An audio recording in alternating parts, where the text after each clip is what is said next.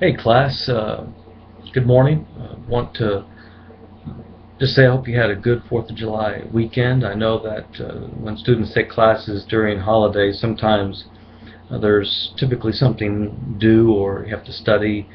Sometimes it's hard to enjoy a holiday weekend, but I hope that you're at least able to relax and enjoy this 4th of July, at least on Saturday. Anyway, just wanted to make a few quick comments about some of the assignments you have due this week. I mean, first of all, the quiz that's due Sunday night at 11:59 p.m. Eastern Time.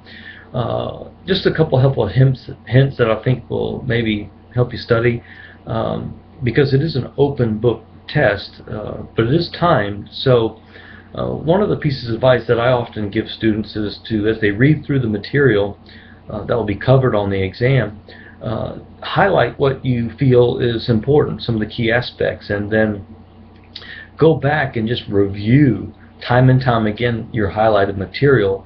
That does two things. First of all, it helps you become very familiar with what you've highlighted, but also the second thing, it helps you become very familiar with where things are in the book. And the reason why that's important is because you may come to a question and you don't know the answer. But because you've gone through the book so many times, you'll know exactly where you can find it, and so that will save you some time and allow you perhaps to do better on the quiz. But just study hard. I know that you guys will do well. You seem to really be a good class. I'm excited to see how you guys do.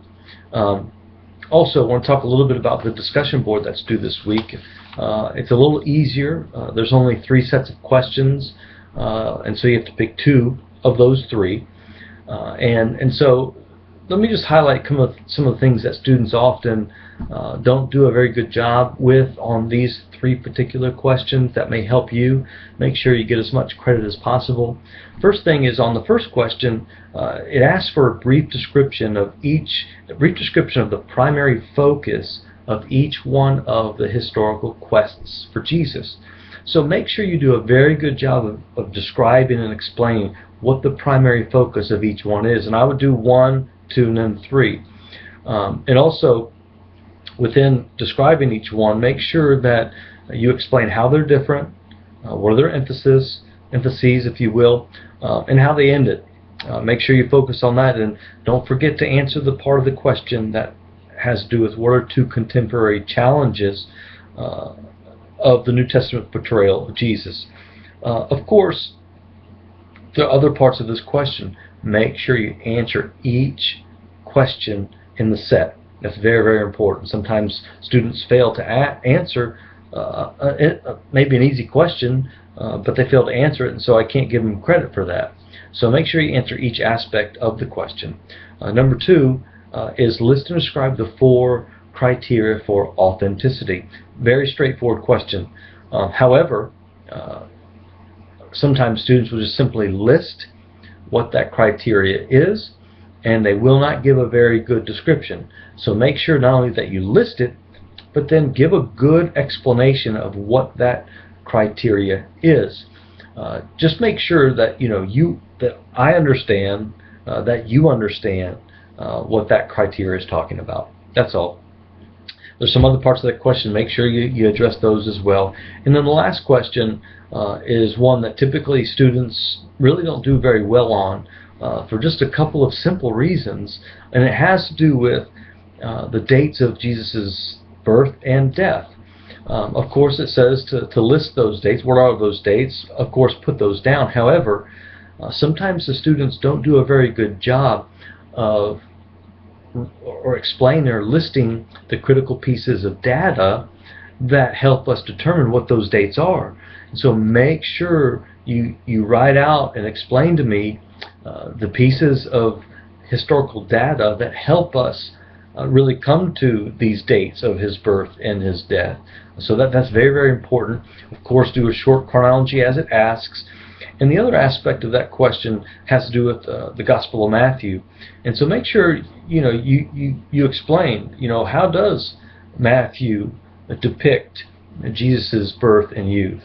And then also, what is his primary focus, Matthew's that is, in the genealogy in his book of Jesus? So make sure you hit those two things. I think that's important. But again, answer all the questions. Remember that if you cut and paste the question into Blackboard, those words don't count toward the word total. So make sure you do enough to meet the word requirements. And if it goes over a little bit, that's fine. Now, I don't want 2,000 words per question, but at the same time, make sure you answer it adequately so you can get the best grade possible. Really, that's about it. I want you guys to do well. I really do. I'm your biggest cheerleader. I want you guys to do awesome. And so study hard. Make sure that you do, before you post your Blackboard original threads or your replies, make sure you do a quick proofread for spelling and grammar. Sometimes there's some little things here and there, and want to make sure you clean that up so you can get the highest grade possible. So pay attention to matters of style, footnotes, right? Citations need to be, those are footnotes.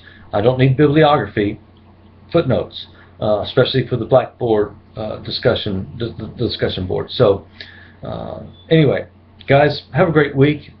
Need me, get a hold of me, email me, call me. I'm always available to you guys. All right? See you. Have a good week. Bye.